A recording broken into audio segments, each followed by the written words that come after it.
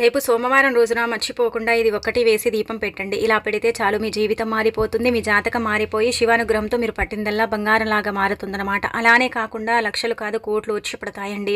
అంత శక్తివంతమైన దీపం అన్నమాట అండి. కాబట్టి ఈ విధంగా దీపారాధన అనేది చెయ్యండి. ముఖ్యంగా ఏంటంటే సోమవారం పెట్టే దీపానికి చాలా ప్రత్యేకత ఉంటుందని మనందరికీ తెలిసిందే కదా. అందుకే సోమవారం ప్రత్యేకించి ఈ విధంగా దీపారాధన చేసుకోవాలన్నమాట. ఈ దీపం పరమశివుడికి చేరుతుంది. ఖచ్చితంగా ఏంటంటే భగవంతుడికి నివేదన అయ్యే దీపం. అలానే కాకుండా మన జీవితంలో ఉండే కష్టాలు, బాధలు, కన్నీళ్ళు, ఇబ్బందులు ఇవన్నీ కూడా పోయే ఒక రకంగా చెప్పాలంటే దీపం అని చెప్పొచ్చు. మనం ఎప్పుడు చూసినా కూడా జాతకంలో సమస్యలు ఉన్నాయి, బాధలు ఉన్నాయి, చాలా అంటే ఇబ్బందులు ఉన్నాయి అనుకుంటూ ఉంటాం కదా.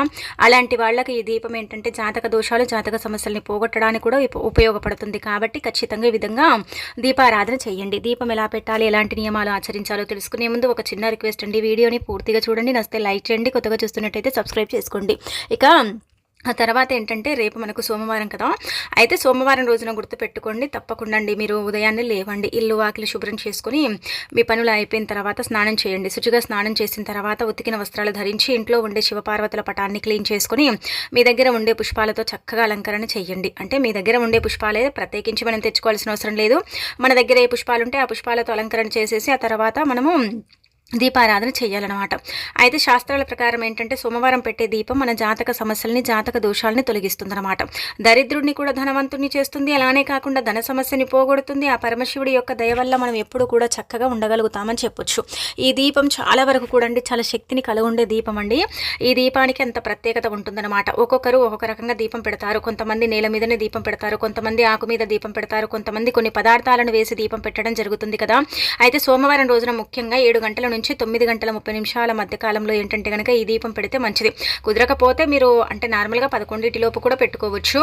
కాబట్టి ధనం రావాలి, ఐశ్వర్యం కలగాలంటే ఒక తమలపాకు తీసుకొని దానిపైన మారేడు దళం పెట్టి బొట్టు పెట్టి ప్రమిదను పెట్టుకొని అందులో నువ్వుల నూనెను కానీ ఆవు నేతిని కానీ పోసేసి 2 ఒత్తులను ఒకటిగా చేసి దీపం అంటే వెలిగించి ఆ తర్వాత ఒక్క యాలకాయని తీసుకోండి. యాలకుల గురించి మనం ఎంత చెప్పుకున్నా తక్కువే అండి. యాలకులు ధనాన్ని ఆకర్షిస్తాయి, రుణబాధను తీసేస్తాయి, అలానే కాకుండా మంచి ఫలితాలను తెచ్చిపెడితే మీ జీవితాన్ని మారుస్తాయి అనమాట. యాలకులకు అతీత శక్తి ఉంటుందని మనకు పురాణాలలో చెప్పబడుతుందన్నమాట. యాలకులు చాలా చాలా పవర్ని కలిగి ఉంటాయి. కాబట్టి యాలకులు చేసుకునే పరిహారాలన్నీ కూడా మనకు సిద్ధిస్తాయి. కావున దీపం పెట్టిన తర్వాత మీరు యాలకాయని వేయండి. అలా యాలకాయని వేసేసి దీపారాధన అనేది చెయ్యండి. దీపం కొండెక్కిన తర్వాత యాలకాయని తీసేసి ఏదైనా చెట్టు మొదట్లో వేసేస్తే సరిపోతుందన్నమాట. ఎంత మంచి ఫలితం వస్తుందంటే అంత మంచి ఫలితం వస్తుందండి. మీరే చూసి షాక్ అయిపోతారు. కాబట్టి మర్చిపోకుండా ఈ విధంగా దీపారాధన అనేది చేసుకోండి. ఇంకా తర్వాత మీరు ఇంకొక దీపం అన్నమాట. ఇది కూడా చాలా శక్తివంతమైన దీపం. ఈ దీపం కూడా మీ యొక్క జీవితాన్ని మార్చే దీపం, మీకు అద్భుతమైన ఫలితాలను తెచ్చే అంటే దీపం అని చెప్పొచ్చు. అంటే తెచ్చిపెట్టే దీపం అనమాట. అందుకే మీరు ఏం చేయండి అంటే కనుక మీ కష్టాలు ఉన్నాయి, ఎక్కువగా బాధలు ఉన్నాయి, ఏం చేయాలో అర్థం కావట్లేదు అనుకోండి. అలాంటి వాళ్ళు ఒక్కటే ఒక అంటే లవంగాన్ని తీసుకోండి. తీసేసుకొని మీ కష్టాలు బాధలు చెప్పుకొని దీపంలో వేసి వెలిగించుకుంటే సరిపోతుందన్నమాట.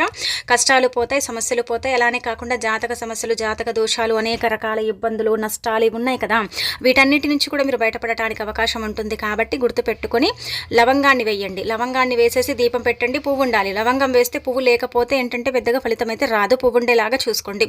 ఇలా దీపారాధన చేసుకోండి. ఇలా దీపం పెట్టేసి ఏంటంటే కనుక చక్కగా ఓం నమః శివాయ అనుకోండి. ఇలా దీపారాధన చేసేసుకుని ఇంకా వదిలేయండి. అదే దీపం ఏంటంటే కనుక తిరిగి మనము ఉదయం అంటే లవంగాన్ని వేసి వెలిగిస్తాం కదా, కష్టాలు చెప్పుకొని సాయంత్రం తిరిగి మళ్ళీ అలాగే వెలిగించి మరుసటి రోజు తీసేసి ఏదైనా చెట్టు మొదట్లో వేసేస్తే సరిపోతుంది.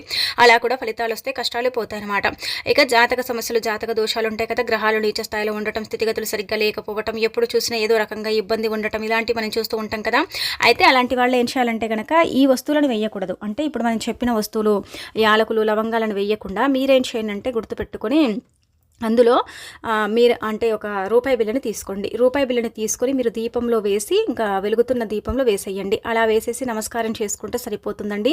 ఇక తర్వాత ఏంటంటే మరుసటి రోజు ఆ యొక్క రూపాయి బిల్లను తీసి ఒక క్లాత్ సహాయంతో చక్కగా తుడచండి. తుడిచిన తర్వాత దాన్ని ఏంటంటే కనుక దానం చెయ్యండి. అంటే దానం పేదవారికి చెయ్యండి, ఉన్నవారికి చెయ్యకండి. దానివల్ల మనకు ఏంటంటే కనుక ఏం పెద్దగా ఫలితం ఉండదు. లేని వారికి దానం చేసేయండి, సరిపోతుంది. చూడండి ఎంత మంచి రిజల్ట్ వస్తుందంటే కనుక అంత మంచి రిజల్ట్ వస్తుంది. ఈ జాతక సమస్యలు, జాతక దోషాలు ఇవన్నీ కూడా పోయి మీరు పట్టిందల్లా బంగారం లాగా మారి మీ జీవితం అద్భుతంగా మారిపోతుందని శాస్త్రాల్లో చెప్పడం జరుగుతుంది. కాబట్టి ఈ విధంగా ఏంటంటే దీపారాధన అనేది చెయ్యండి. ఇక ఈ విధంగా చేస్తే ఖచ్చితంగా జాతక దోషాలు, జాతక సమస్యలు ఇవన్నీ కూడా పోయి మీ జీవితం అనేది పూర్తిగా మారిపోతుంది. ఆ తర్వాత సోమవారం పూట ఏంటంటే శని బాధలు.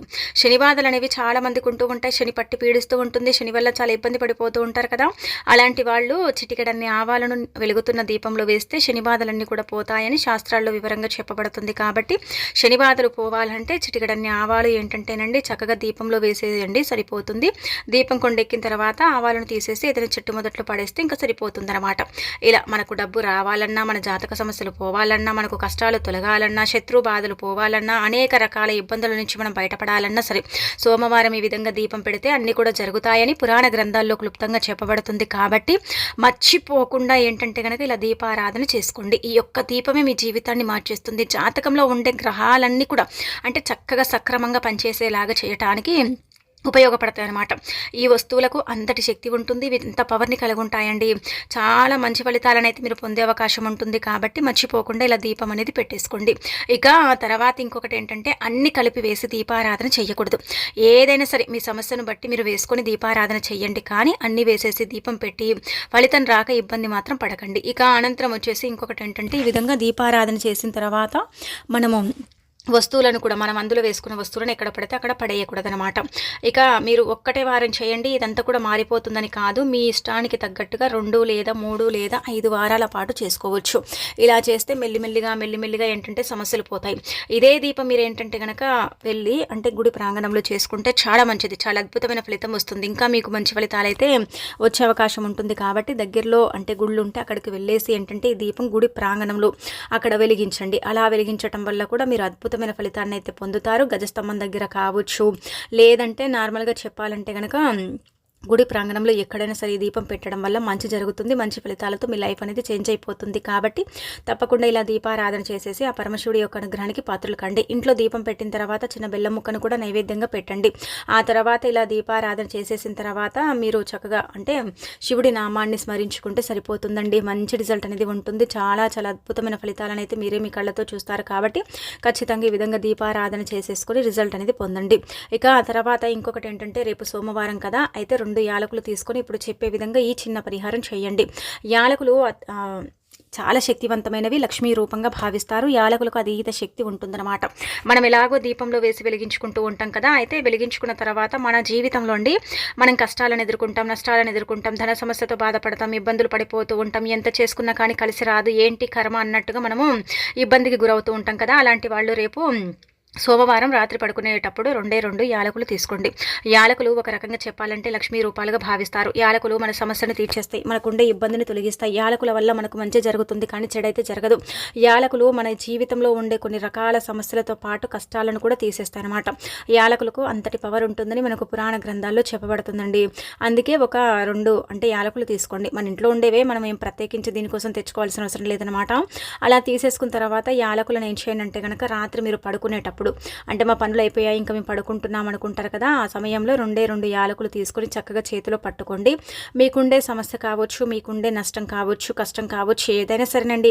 మన జీవితం అన్న తర్వాత ప్రతి ఒక్కరికి అంటే ఉంటూనే ఉంటుంది. ఏ కష్టమైనా ఏ బాధ అయినా ఏదైనా సరే అంటే ఇలా కలలు రావటం, కలల్లో ఇబ్బందిగా ఏదైనా అనిపించటం, అలానే కాకుండా ఏంటంటే కొన్ని సమస్యలు అంటే వచ్చి పడటం, ఆ సమస్యల వల్ల కూడా మీరు చాలా సఫర్ అయిపోవటం ఇలా జరుగుతూ ఉంటుంది కదా. అలాంటి వాళ్ళు 2 యాలకులు తీసుకొని దిండు కింద పెట్టి పడుకొని తెల్లారి లేచిన తర్వాత వాటిని చక్కగా ఏదైనా ఒక చెట్టు మొదట్లో పడేస్తే చాలండి, అద్భుతమైన ఫలితం అయితే వస్తుంది. ఆ ఫలితాన్ని మీరే మీ కళ్ళతో చూసి షాక్ అయిపోతారనమాట. దిండు కింద పెట్టుకోండి, సమస్య చెప్పుకొని ఇలా చెప్పుకొని దిండు కింద పెట్టి పడుకొని తెల్లారి లేచిన తర్వాత ఆ యొక్క యాలకులు ఉన్నాయి కదా, వాటిని ఏదైనా ఒక చెట్టు మొదట్లో పడేయండి. చూడండి, ఇలా ఒకసారికి ఏం పెద్దగా ఫలితం రాదు, కానీ 1-2 సార్లు చేస్తూ ఉండండి.